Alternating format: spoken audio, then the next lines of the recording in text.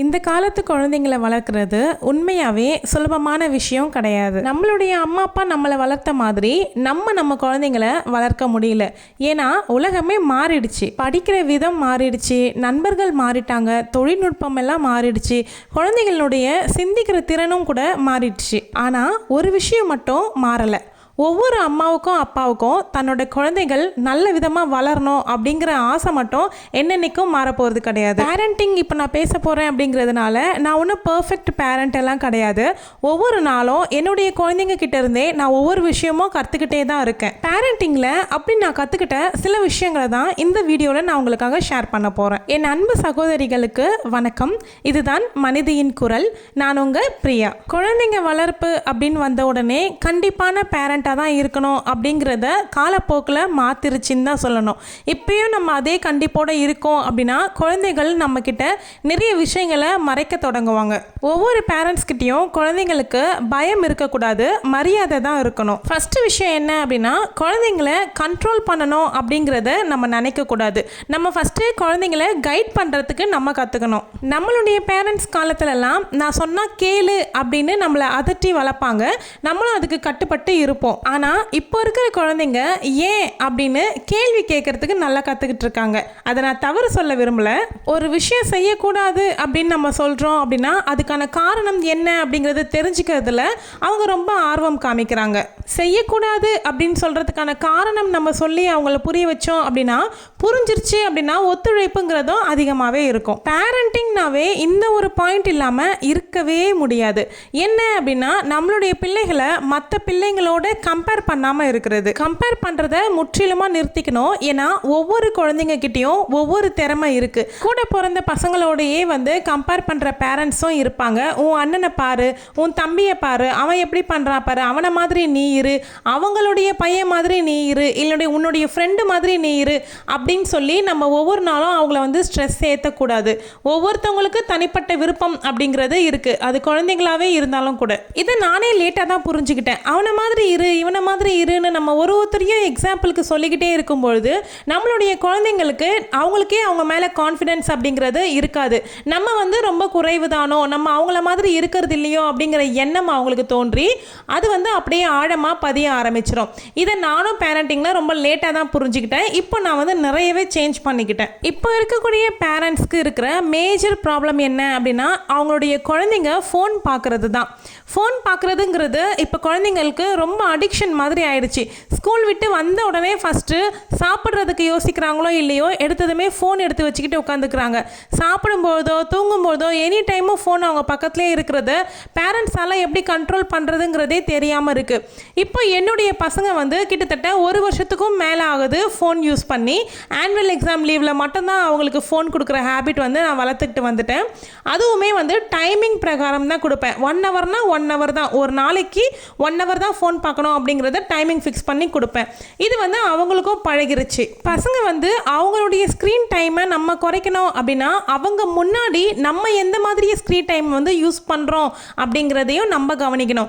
நம்மளுடைய ஃபஸ்ட்டு ஹேபிட்டை மாற்றணும் அப்படின்னா நம்மளை பார்க்கக்கூடிய பசங்களுடைய ஹேபிட்டை மாற்றுறதுங்கிறது ரொம்ப ரொம்ப ஈஸியான விஷயம். ஃபோன்லேயே தான் ஒர்க்கு அப்படின்னும்பொழுது நம்ம அதை சொல்லி புரிய வச்சுக்கலாம். நம்ம ஃபோனில் டைம் வேஸ்ட் பண்ணுறது கிடையாது, நமக்கு ஒர்க்கே ஃபோனில் தான் அப்படிங்கிறத நம்ம சில்ட்ரன்ஸ்க்கு புரிய வச்சிட்டோம் அப்படின்னா அவங்க ஈஸியாக அதை புரிஞ்சுக்குவாங்க. நம்மக்கிட்ட இருந்து அவங்க கற்றுக்கிறது தான் அவங்களுக்கு ஃபஸ்ட் லெசனாக இருக்கும். நம்ம தான் அவங்களுடைய எக்ஸாம்பிள். நெக்ஸ்ட் பாயிண்ட் என்ன அப்படின்னா, குழந்தைங்களுக்குள்ளே வரக்கூடிய சண்டையில் பேரண்ட்ஸ் நுழையாதீங்க அப்படின்னு தான் நான் சொல்லுவேன். நானும் அந்த வேலையை பண்ணிட்டு தான் இருந்தேன் கொஞ்சம் வருஷத்துக்கு முன்னாடி வரைக்கும். குழந்தைங்களுக்குள்ளே சண்டை வந்தால் கூட என்ன பிரச்சனை அப்படின்னு சொல்லிட்டு நம்ம நாட்டாம வேலை பார்க்கறதுக்கு போவேன். ஆனால் இப்போல்லாம் அதை நான் மாற்றிக்கிட்டேன். ஸ்கூலில் ஏதாவது சின்ன ப்ராப்ளம் வந்தாலோ இல்லைனா ஃப்ரெண்ட்ஸ்குள்ளே சண்டை வந்தாலோ உடனே பேரண்ட்ஸ் ஜம்ப் ஆகிடுவோம். என்னவா இருக்கும் ஏதா இருக்கும் அப்படின்னு சொல்லிட்டு சில சின்ன சின்ன விஷயங்களை பசங்களே ஹேண்டில் பண்ணுறதுக்கு நம்ம கற்றுக் கொடுக்கணும். நெக்ஸ்ட் மெயின் விஷயம் என்ன அப்படின்னா, மார்க்ஸ் வாங்குறது மட்டும் லைஃப் கிடையாது. இப்போ இருக்கிற ஜென்ரேஷன் குழந்தைங்க கிட்ட நல்லா படி படி படின்னு சொல்லிக்கிட்டே இருந்தோம் அப்படின்னா அது அவங்களுக்கு ரொம்பவே ஸ்ட்ரெஸ்ஸை தான் உருவாக்கும். படிப்பு அப்படிங்கிறது முக்கியம்தான், மார்க் வாங்குறது அப்படிங்கிறது முக்கியமான விஷயம்தான், சந்தோஷமான விஷயம்தான். ஆனால் அதையும் தாண்டி சில இன்னும் முக்கியமான முக்கியமான விஷயங்களை நம்ம குழந்தைங்களுக்கு நம்ம கற்றுக் கொடுக்கணும். நல்ல இரக்கமான மனசோட இருக்கிறது, நேர்மையாக இருக்கிறது, மற்றவங்களுக்கு மரியாதை கொடுக்கறது, ஒழுக்கமான குழந்தைங்களா வளர்க்குறதுங்கிறது அதை விட ரொம்ப பெரிய அச்சீவ்மெண்ட்டுன்னு நான் நினைக்கிறேன். தினமும் உங்கள் குழந்தைங்க கிட்ட அரை மணி நேரமாவது நேரத்தை ஒதுக்குங்க அப்படின்னு தான் நான் சொல்லுவேன். நான் இப்போ எல்லாமே ஸ்கூல் விட்டு பசங்க வந்த உடனே ஸ்கூலில் என்னெல்லாம் நடந்துச்சு அப்படிங்கிறத அவங்களுக்கு பேசுறதுக்கு நான் டைம் கொடுப்பேன். அவங்க பேசுகிறத நான் காது கொடுத்து கேட்பேன். மெயின் நம்மளுடைய பசங்க விரும்புகிறதே அதுதான்.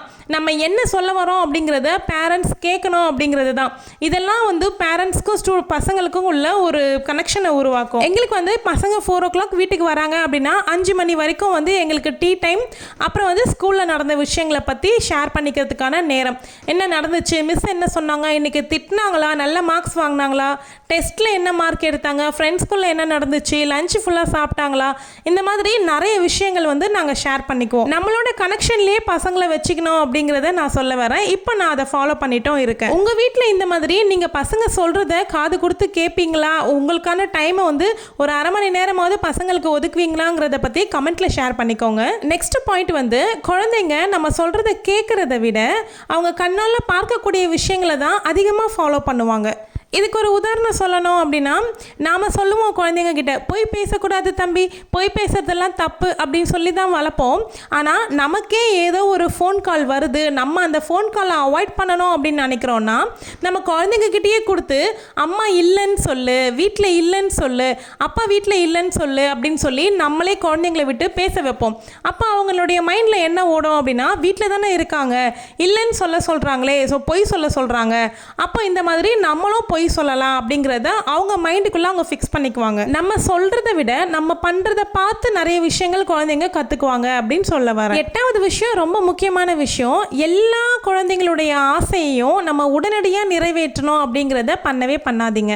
சின்ன ஒரு விஷயமா இருந்தாலும் அதை வெயிட் பண்ணி அவங்க அடையும் பொழுது தான் அவங்களுக்கு அந்த பொருளோ இல்லை அந்த ஒரு விஷயமோ அதனுடைய மதிப்புங்கிறது தெரியும். அதை எந்த மாதிரியான பக்குவப்படுத்தி வைக்கணும் அப்படிங்கிறதும் அவங்களுக்கு தெரிய வரும். எதுவுமே லைஃப்பில் ஈஸியாக கிடைச்சிடாது. அதுக்காக நம்ம ஹார்ட் ஒர்க் பண்ணணும் அப்படிங்கிற விஷயமும் அவங்களுக்கு மனசுக்குள்ளே பதியும். இந்த 9வது விஷயம் ரொம்ப ரொம்ப முக்கியமான விஷயம், எமோஷ்னலான சேஃப்டியாக இருக்கிறது. அதாவது குழந்தைங்க கிட்ட ஃப்ரெண்ட்லியாக இருக்கிறதுக்கு பழகுங்க. இன்னும் ஆண் பிள்ளைகள் கிட்ட கொஞ்சம் அதிகப்படியாகவே நம்ம இருக்கணும். ஏதாவது தவறு செஞ்சிட்டோம் அப்படின்னா கூட அவங்க நம்ம கிட்ட ஷேர் பண்ணணும். அம்மா திட்டுவாங்களே, அப்பா திட்டுவாங்களே அப்படிங்கிறதுக்காக அவங்க மறைக்க ஆரம்பிச்சாங்க அப்படின்னா அது மிகப்பெரிய பிரச்சனையில் கொண்டு போய் விட்டுரும். அதனால அவங்க கிட்ட நம்ம கொஞ்சம் ஃப்ரெண்ட்லியாக பேசணும் அப்படின்னா எல்லா பிள்ளைகளுமே எல்லாத்தையுமே பேரண்ட்ஸ் கிட்ட ஷேர் பண்ணுவாங்க. இது ரொம்பவே முக்கியமான விஷயம். பேரண்ட்ஸ் நம்ம சொல்றத புரிஞ்சுப்பாங்க அப்படின்ற ஹோப் நம்ம பிள்ளைகளுக்கு நம்ம கொடுக்கணும். நம்ம குழந்தைங்களை நம்ம நல்லா வளர்க்கணும் அப்படின்னா அவங்கள மாற்றணும் அப்படின்னு நினைக்கிறதுக்கு முன்னாடி நம்ம கொஞ்சம் மாறிக்கணும். அன்பு, பொறுமை, புரிதல் இதெல்லாம் இந்த ஜென்ரேஷன் குழந்தைங்களை வளர்க்கறதுக்கு நமக்கு ரொம்பவுமே தேவை.